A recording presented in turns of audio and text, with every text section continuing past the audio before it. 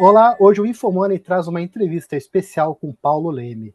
Paulo Leme foi economista do Fundo Monetário Internacional, o FMI, por 9 anos e presidente do Goldman Sachs no Brasil por quase 4 anos. Atualmente é professor residente de finanças da Universidade de Miami e chairman do Comitê Global de Alocação de Ativos da XP Advisor. Tudo bem, Paulo? Tudo bem, Petri? Tudo certo. Vamos começar por aqui? Vamos lá. Vamos lá. No começo do ano, o senhor comentou durante o Onde Investir do Infomoney, às vésperas do início do governo Trump, que os Estados Unidos tinham um excelente ponto de partida, que era um desempenho do PIB com uma taxa de expansão ali de 2,5% a 3%, taxa de desemprego num nível baixo, e uma situação ali patrimonial das famílias e das empresas de forma sólida. Só que passados praticamente 2 meses, já se fala até em uma possível recessão, ou no mínimo, uma redução do ritmo de crescimento. O que o senhor entende, na sua opinião, que aconteceu para essa virada de perspectiva em tão pouco tempo? Bom, antes de mais nada, assim, dando um passo atrás, eu acho que sendo um gestor, você tem que ser objetivo e tem que ser intelectualmente honesto e isento. Então, você está operando sob incerteza e está tentando fazer previsões baseadas numa série de hipóteses. E algumas não se cumpriram. Portanto, o cenário ideal, apesar que algumas hipóteses ainda se mantêm, como, por exemplo, o estado da economia geral americana, é excelente, continua sendo muito bom. No entanto, a sequência com que a implementação da política econômica do governo Trump está vindo, e especialmente a intensidade e tudo compactado em 2 meses, surpreendeu. Eu achava que ele viria mais pela parte de estímulo fiscal, através dos cortes de impostos das empresas e da pessoa jurídica, e na realidade ele entrou mais pelo lado das tarifas. E aí você também tinha que fazer uma hipótese, se ia ser algo mais abrangente, se ia ser algo mais limitado, se era algo mais estratégico, né, de negociação.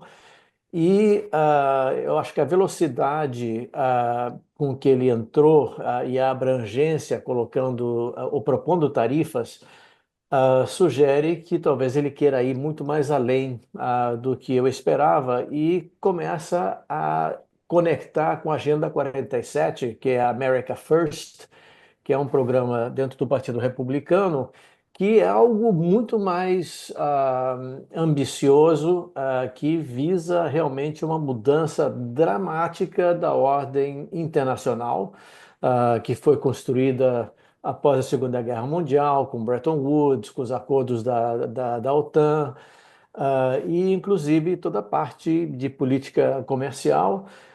Então, eu acho que ele está se caracterizando por uma mudança muito forte do status quo e dentro dos Estados Unidos, com o apoio do Elon Musk no Doge, entrando em todas as agências, vasculhando todos os gastos e começando também aqueles que achavam que tinham um emprego garantido, sabe que não tem mais.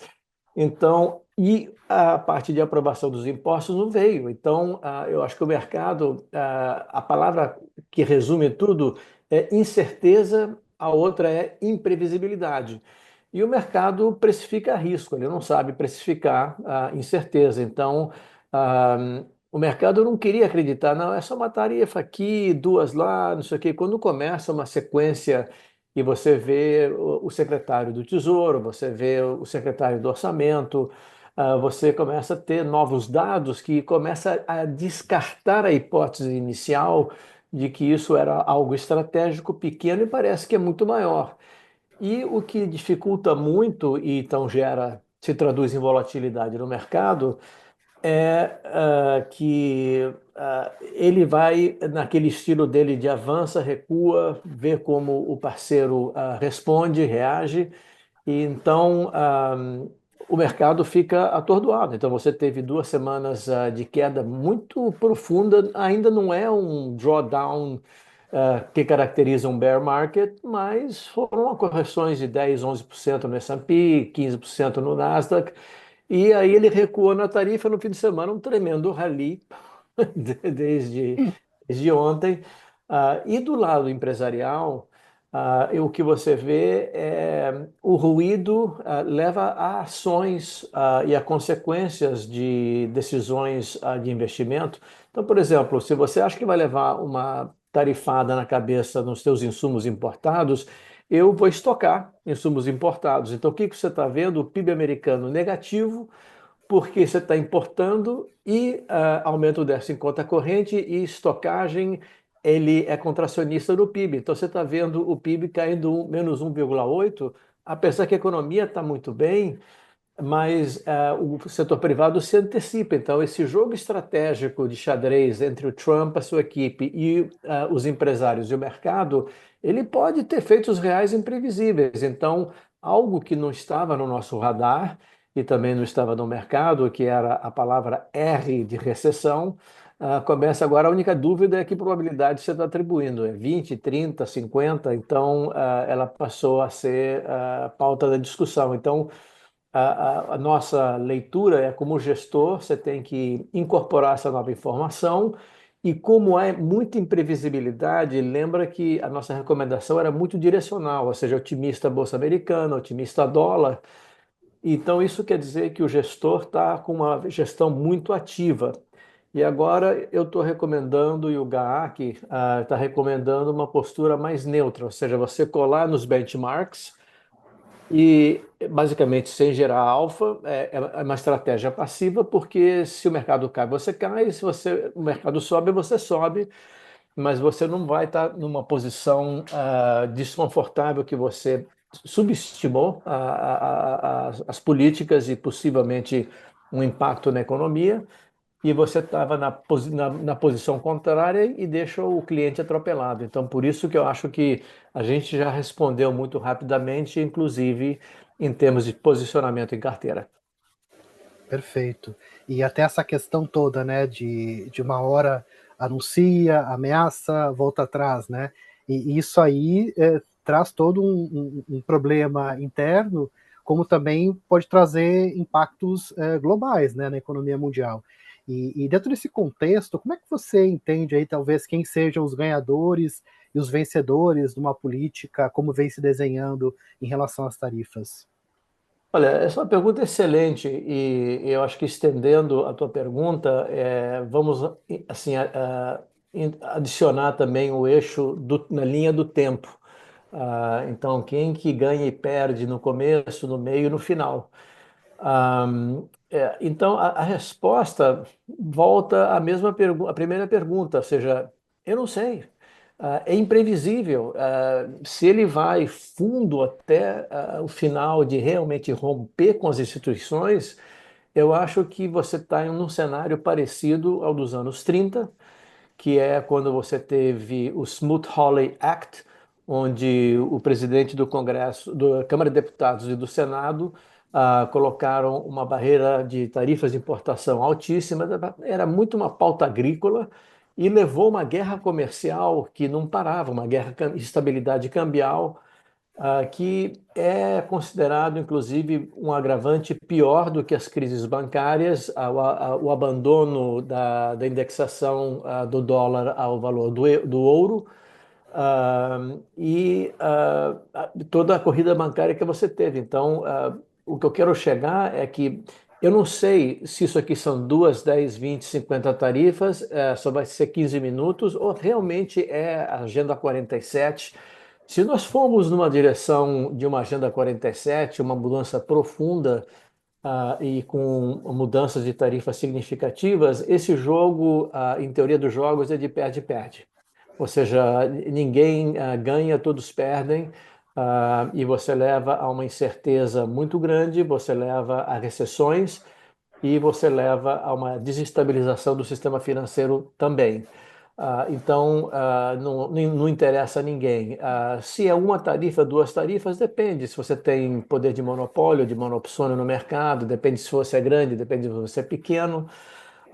Mas eu diria que num cenário de médio e longo prazo, eu acho que desestabilizar uma ordem centrada como eixo central os Estados Unidos, quem ganha é a China. Ou seja, pô, obrigado. Então você esculhambou tudo, derrubou tudo, então você vai ter uma reaglutinação de forças E até eu acho que, sob o ponto de vista diplomático, acho que um desafio muito importante para o Brasil, como se posicionar nesse mundo que está por se reconstruir. E quem serão seus parceiros? Será que nós manteremos uma neutralidade, nos aliaremos com um ou outro, ou com ninguém? Seria mais uma neutralidade à la Suíça?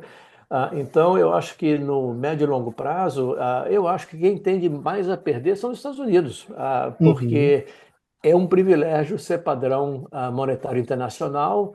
Você emitir a moeda global, você pode cobrar o imposto inflacionário sobre o mundo inteiro e você consegue emitir muito mais dívida pública e, portanto, financiar um déficit muito maior nominal, porque você é a referência. Ou seja, quando você fala da dívida brasileira, você fala de spread da dívida brasileira em relação ao quê? Ao Treasury de 10 anos. Então, a demanda por recursos do Treasury é infinita. Então, com isso, ele pode emitir, ter déficits.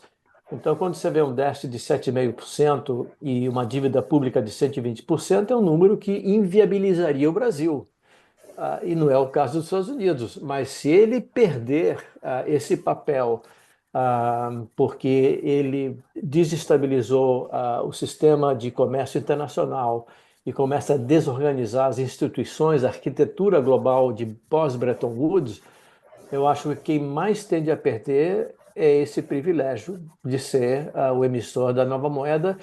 E aí, indo à nossa conferência, ao insight do Roberto Campos Neto, que você vai ter moedas digitais competindo e você tem moedas digitais com internacionalização, onde você não precisa mais do real, você não precisa mais do euro, do franco suíço, você pode converter e não precisa ter uma conta, você pode estar num país de moeda não conversível. E você não precisa do dólar para fazer essas operações. A quem não lhe interessa isso são os Estados Unidos, a menos que, e aí deixa aqui entrar na teoria da conspiração, Petri, uhum. que você está antecipando algo, como você é o padrão de conta e unidade monetária global, que você vai fazer uma redução da sua dívida nominal através de uma surpresa de cambial e uma surpresa de inflação.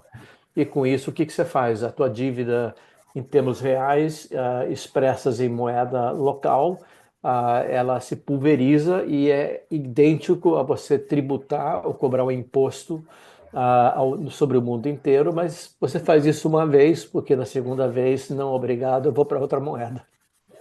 É até interessante esse ponto das moedas, né? A gente vê aí toda uma discussão de uma moeda dos BRICS, né? Enquanto isso tem, né, essa questão das moedas digitais, e o Trump, inclusive, ameaça muito, né, os países do BRICS, né, de uma grande sobretaxa ali. Como é que você entende que pode evoluir, eventualmente, uma redução da importância do dólar como uma moeda de transação global, diante, sobretudo, desses passos que o Trump vem dando no início do seu governo? Olha, eu estou aqui exagerando, eu estou levando, que nem o matemático faz, a demonstração por absurdo, entendeu? Então, Uhum. não, eu não acho que a gente está nesse cenário. Ah, mas se você, no limite, levar a uma guerra comercial e agora levando ao pé da letra a Agenda 47, a agenda que também chama de Agenda 2025, inclusive alguns dos membros da equipe econômica do Trump trabalharam, são arquitetos desse estudo. Se de fato você vai nessa direção, eu acho que a quem menos interessa são os Estados Unidos, mas eu ainda tenho a esperança que ele é um empresário, ele tem pessoas muito bem preparadas, como o Scott Bessent, secretário do Tesouro, e eu acho que em algum momento, eu acho que o mercado dando sinais, olha, eu estou indo para 3.500, perdão, eu estou indo para 5.000, 5.500 no S&P, vou baixar. Então, acho que com isso ele dá uma parada e talvez ele eventualmente responda. Então, isso seria um risco de cauda, seria algo no limite, mas a gente tem que ficar de sobrealerta, olhando com cuidado, por exemplo, o Ray Dalio da Bridgewater, um grande gestor de hedge fund, tem sido a linha dele, tome muito cuidado, historiadores têm pensado muito nessa linha, Então, é um momento de muita incerteza e que todo cuidado é pouco.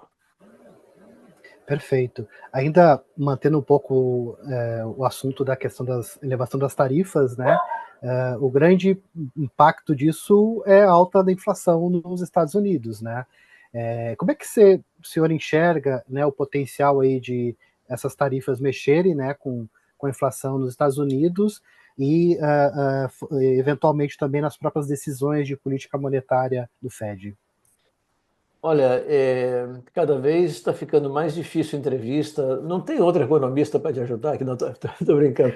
Mas a resposta é depende.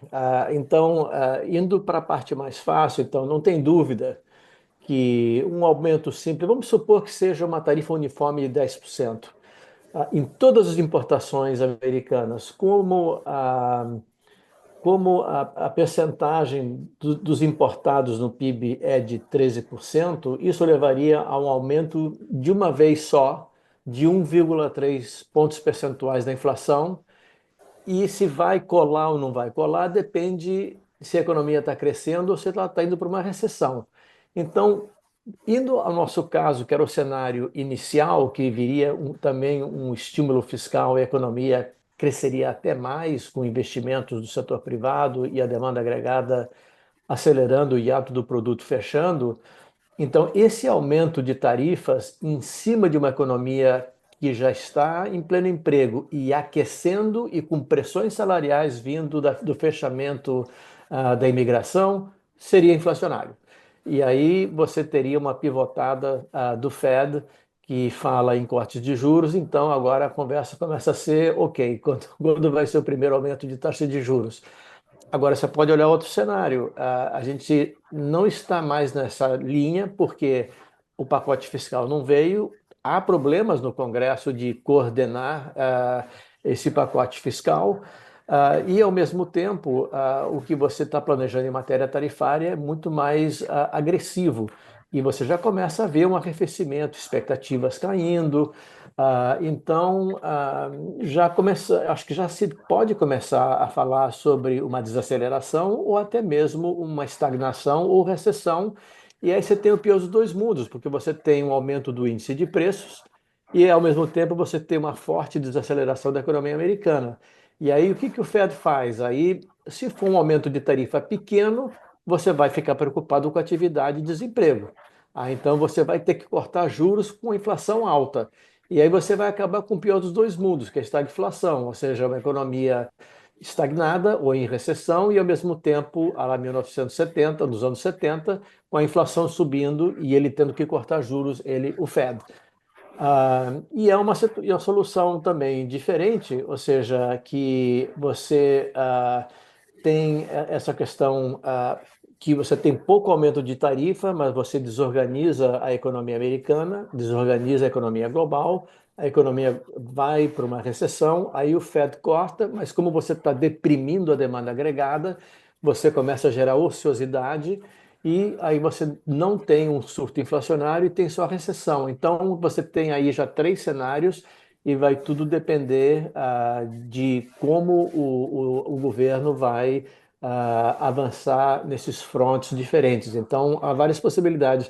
E aí eu vou me apegar ao que o presidente do Fed, Powell, disse na coletiva da semana passada, de que é um cenário extremamente difícil. Tanto é assim que você teve algo que eu fiquei perplexo, que você muda as projeções de crescimento, muda as projeções de inflação e a trajetória de juros é a mesma? Como assim? E a resposta dele foi porque a gente não sabe. Eu não sei o que mais vem em matéria de tarifas, a gente está num ambiente de um elevado grau de incerteza. Então, a única coisa que eu sei é que a gente está num bom lugar, as taxas de juros já caíram, está bem posicionada. Se puder, a gente corta um pouco mais, mas por enquanto a gente vai aguardar, como todos os analistas, como todos os empresários, que haja uma definição da equipe econômica de para onde eles vão, com que intensidade e qual vai ser a abrangência dessas três vertentes, ou seja, a parte tarifária, a parte de estímulos fiscais e cortes de impostos, e também toda essa parte também de desregulamentação que você poderia ter na economia, e a parte de imigração. Então, dependendo do que saia, a gente vai ter diferentes respostas do Fed e diferentes condições de mercado. Perfeito. Até eu acho que um outro ponto que eu acho que é interessante o senhor trazer para nós a análise é exatamente sobre essas iniciativas, né, de cortes de impostos que afetam a arrecadação e também a própria questão dos imigrantes, né? Como é que o senhor enxergou esses primeiros 2 meses do governo Trump nesses pontos e o que pode talvez estar por vir aí com base no que a gente viu até agora? O que está por vir, eu não sei. E é por isso que a gente está tendo problema, por isso que a bolsa sobe 2 e cai 2% um dia depois do outro. Então, o grau de incerteza, Petra, é muito elevado. Ou seja, eu já passei cenários piores, já passei coisas muito piores. 2008, por exemplo, quando você vê Wall Street em peso, você vê Bear Stearns quebrando, Lehman Brothers quebrando. Eu já vi filmes de horrores bem preocupantes, mas é um cenário que preocupa. Mas então, respondendo a tua pergunta, elas são duas partes bem complexas. Então, vamos separar o que é a parte tributária e fiscal e vamos separar do que é a parte de imigração. No que diz respeito à parte fiscal tributária, a minha avaliação é que você tem um péssimo ponto de partida da situação fiscal americana, com um déficit recorde de 1 tri no ano fiscal de outubro a fevereiro e subindo. E ao mesmo tempo você tem um crescimento, como em economias emergentes, do déficit estrutural da Previdência e do Medicare. Então, e ao mesmo tempo, quando você compara com países, economias avançadas, é uma carga tributária que destoa, ou seja, ela é 5, 6, 7, 8 pontos percentuais menor em termos do PIB do que países europeus, países da OCDE.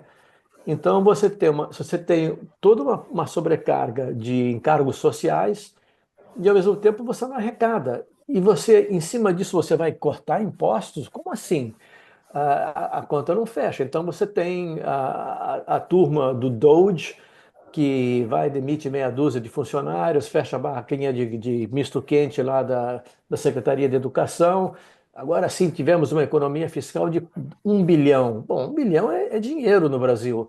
Agora, a unidade de conta na economia americana é 1 trilhão, ou seja, é completamente irrelevante. A única coisa que é relevante é a desorganização e a apreensão de que você poderia, em algum momento, mexer nos computadores da Secretaria do Tesouro e, sem ter cuidado, você acaba não pagando um provedor, um fornecedor, e com isso você entra num default involuntário do Tesouro Americano. Então, quer dizer, é muito ruído, muito barulho, e não vai ser capaz de cortar a despesa. Então, como é que você vai ir para um programa que vale 6 a 7 trilhões de dólares, que inclui a renovação do pacote de impostos da pessoa jurídica, e, inclusive, também redução, eliminação dos impostos sobre os benefícios previdenciários, e também sobre gorjetas, né? Então, numa economia onde o déficit está crescendo, eu acho que cortar impostos eu não vejo lugar. Eu, se estivesse numa missão do FMI indo para Washington, eu estaria recomendando exatamente o oposto. Ou seja, você tem impostos que o Brasil conseguiu implementar, que é a reforma do IVA, e todo país europeu tem um bom imposto sobre o consumo que arrecada 2, 2,5, 3% do PIB. Você não tem isso a nível federal, você tem a nível de governo regional. Você tem um imposto sobre conservação de energia, outro 1% do PIB. A carga tributária sobre a pessoa jurídica é muito mais alta em outras jurisdições.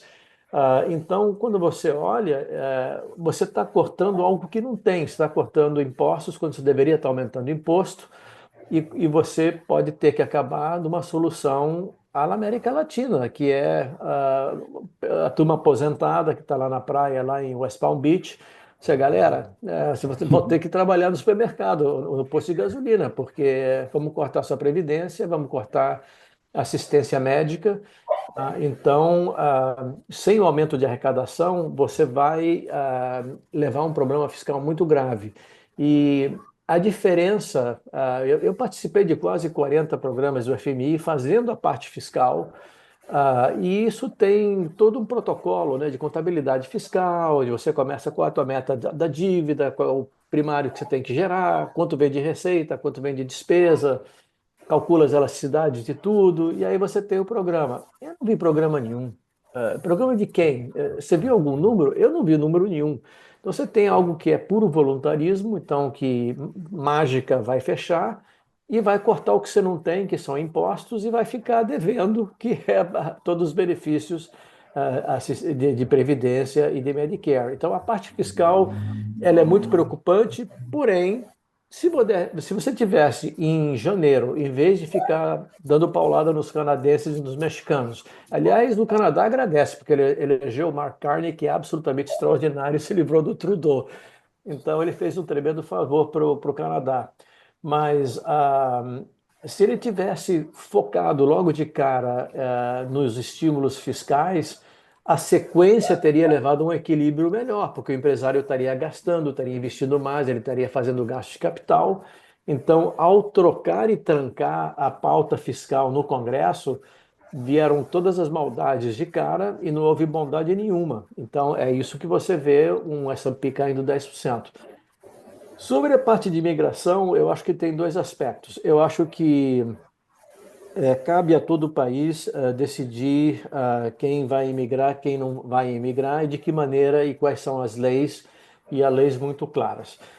Eu acho que não interessa a ninguém você ter um processo desordenado, caótico, que inclusive chega a ser desumano, e no momento que você entende o contexto da América Latina, que você tem uma saída por violência, perseguição política, crime organizado, em países como a Venezuela, Colômbia, da América Central, ah, da própria Cuba, do Haiti, o Haiti numa anarquia total.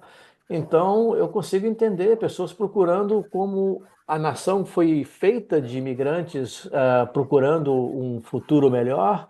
Você tem uma nova geração de imigrantes que querem esse futuro melhor.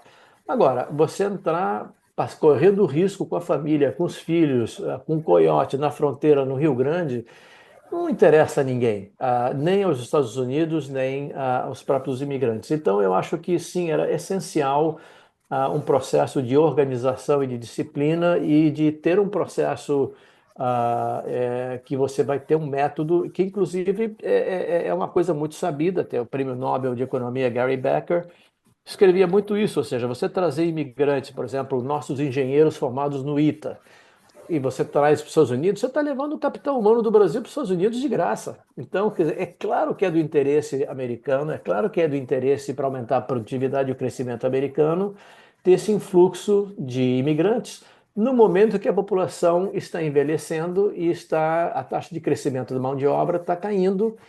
Quando a demanda vai expandir, você precisa construir e não tem mão de obra. Então, eu acho que isso, junto com o fechamento das fronteiras à importação, é um golpe duplo de comércio internacional que não se deve fazer. Por quê? Por que você importa da China? Porque você está importando mão de obra barata.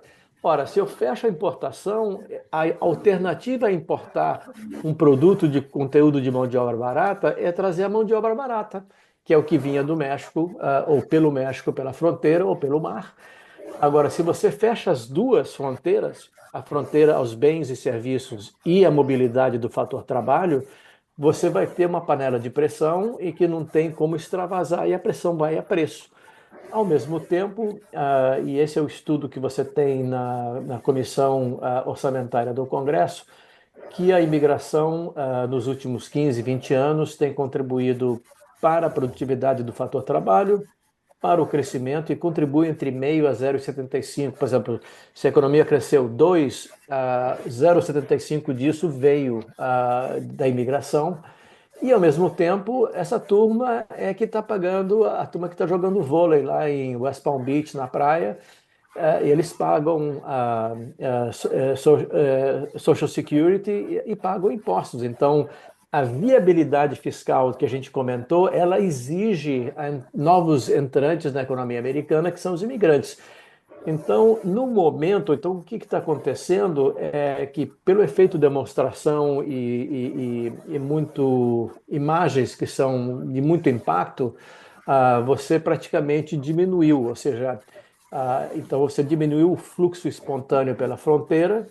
Então, a entrada líquida de imigrantes está bem abaixo de 1 milhão por ano, deve estar por volta de 200, 250 mil, e com os programas legais dentro, de acordo com as autoridades de imigração americanas, e a ilegal diminuiu extremamente. O que você vê, curiosamente, é que o processo de deportações, por incapacidade de organização, era muito maior durante o governo Obama, mas muito maior. Ou seja, mas como era um governo democrata, então as pessoas nem ficavam focadas nisso, mas você estava assim, era da ordem de grandeza muito significativa. Então, eu acho que ainda tem que ver, mas assim, sob o ponto de vista novamente da agenda do partido, da agenda do grupo das cabeças pensantes em volta do governo, eu acho que a ideia é ter um controle maior e mais rigoroso, mais seletivo, que eu acho que tem algumas vantagens, sob o ponto de vista de permitir a entrada, mas de uma maneira organizada e dentro do marco da lei, ou seja, você quer entrar, então vai, aplica para um visto, deve ter para cada propósito ter um visto específico, mas no curto prazo, ele, por exemplo, você tem um boom de construção em Miami, eu converso muito com o pessoal do setor imobiliário, eles não têm mão de obra. Você tem o famoso Walmart Effect e o Costco Effect. Então você vai no Costco, que é esse grande mercado atacadistas, que estava sempre lotado, está vazio. Você vai para o Walmart, o pessoal não quer ficar lá de bobeira no estacionamento, entendeu? Então você está começando até a impactar o comércio. Então ainda está por ser definido. Então por isso, então, juntando as três coisas, muita indefinição nas tarifas, muita indefinição o que vem em matéria tributária, quando, e também na parte de imigração, eu acho que ainda há bastante indefinição. Então, por isso, aí volto a citar o Powell, dizendo que o cenário de alto grau de incerteza a gente está aguardando para poder ter uma previsibilidade e poder fazer novos cenários. E até é importante que a consequência de tudo isso, né, a gente enxerga nas próprias bolsas, né? A gente comentou um pouquinho antes sobre, né, o desempenho das bolsas dos Estados Unidos, né? E lembrando que antes se tinha uma expectativa muito positiva, né, com a chegada do Trump, né? E isso parece um pouco ter se dissipado. E isso deve se manter por algum tempo? Como é que você avalia? Ou será que é uma correção nesse momento? Olha, no momento eu acho que é uma correção. Você tinha não só as posições técnicas, digamos que todas as bases estavam cheias. Você tinha posições compradas, alavancadas de hedge funds. Você tem o varejo, o retail, ou seja, o público, a pessoa física investindo na bolsa. Então você tinha muitos fluxos e sem crescimento no resto do mundo. E como a gente imaginava, né? Bom, quem que vai levar quem que vai pagar o preço das tarifas americanas? Vai ser a Europa, vai ser a China. Bom, então você sai da Europa e da China e vem para cá, porque é aqui que vai crescer. Então, eu acho que você tem no momento assim, é uma correção trazendo valuations que ainda historicamente estão caros.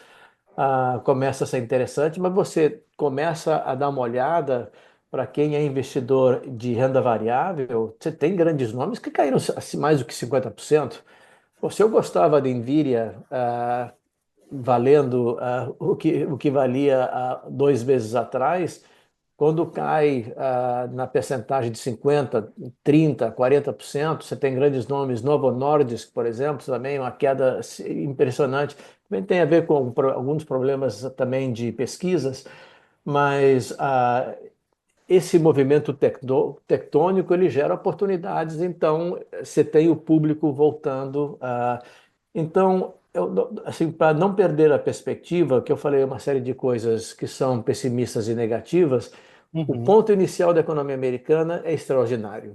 A capacidade de inovação e as mudanças que estão por vir pela frente sobre tecnologia, inteligência artificial, automatização, moedas digitais, fintech, são coisas assim muito rápidas que vão aumentar a produtividade e crescimento mundial. Então, o cenário continua sendo bom e eu acho que ele ainda não foi descartado.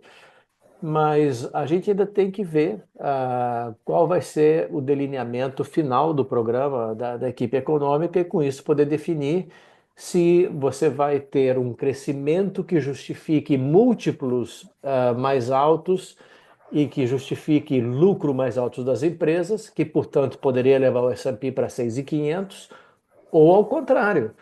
Então, de repente, você tem um cenário em que o que a gente chama o prêmio de risco de equity, que é o equity risk premium, que é a taxa de desconto, né, que você vai descontar os fluxos de caixa, de repente, o risco país aumentou, há muito mais incerteza institucional, há incerteza fiscal, pode ter um rebaixamento de ratings, então você vai ter uma compressão de múltiplo e uma queda de bolsa pelo equity risk premium subindo. E, ao mesmo tempo, se você desacelerar ou levar a economia para uma recessão, o lucro vai cair e, portanto, você não aguenta múltiplos de 18, 19, 20 vezes e você vai ter que trazer a bolsa em direção a 5.000 ou para baixo para poder casar com equity risk premium e com crescimento mais baixo. e aí a gente tem essas questões todas, né, que a gente vem debatendo muito do governo Trump, e também a gente teve essa surpresa, né, de DeepSeek, né, outras IAs aí que vieram com custos muito menores, né, então tudo isso mexeu bastante aí com todos os valuations, né. Você acha que ainda tem espaço para crescer aonde, talvez, e talvez essas empresas, como você mesmo comentou, né, se a gente acredita na tese ainda, vale mantê-las, né, mas também pode abrir espaço para outras frentes, né, outros setores, né? Sim, eu acho que a tese vale. Então, eu gosto de ver toda essa revolução tecnológica que está ocorrendo, não só da parte de inteligência artificial, mas desde a parte de infotech, toda a parte de design de chips. Quando você olha as máquinas de litografia, de litogravura da ASML na Holanda, que parece assim tamanho de um container, que custam 300, 500 milhões, são coisas absolutamente extraordinárias. Como é que você consegue caber tudo ali dentro de um microchip? Então, você tem toda essa primeira fase, que é a fase de hardware. Depois, ainda acho que está para se estender para a fase de software. Então, você tem algumas empresas tipo SAP, SAP, ou quem está indo para serviços tipo cloud, data storage, Datadog, então que tem que se beneficiar. Mas, por exemplo, eu não posso imaginar outra companhia melhor que a Adobe para conteúdo intelectual de imagens e de vídeo. E, no entanto, é uma ação que tem sofrido, então eu acho que ela é barata, que tem um potencial para capturar exatamente o benefício da inteligência artificial, junto com os chips mais velozes. Então, eu acho que você tem ainda todo um setor de software, de provedores de serviço de nuvem, e aí vem toda a parte de hardware, que é, bom, e a energia elétrica vem da onde? Então, eu acho que o setor de utilities, de empresas de geração de energia elétrica também, eu acho que tem um espaço grande.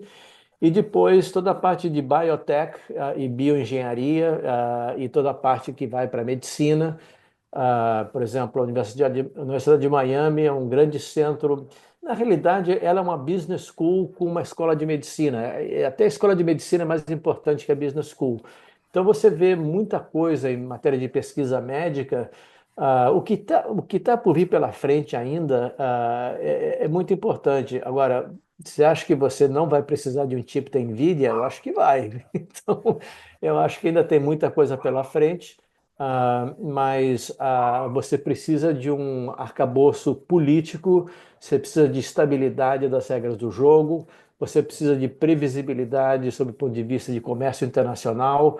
Então, por exemplo, ok, eu comprei uma ação da SML. Bom, e se você tiver uma proibição de exportação do produto para a China, por exemplo? Então, eu acho que se a gente mantiver tudo mais constante como estava em janeiro, eu acho que a perspectiva é extraordinária, realmente, e é um grupo de ações que representam crescimento e futuro de múltiplos que eu quero ter como investidor de renda variável. Agora, a gente está atravessando uma zona de turbulência. Se a gente aterrissar e se o negócio ficar mais esclarecido, eu acho que você pode ter uma retomada importante, que eu diria que ainda é o cenário central. Porém, o que preocupa é que os riscos do outro cenário, o que aconteceria se as coisas se deteriorassem mais, eu acho que você tem que começar a levar a sério.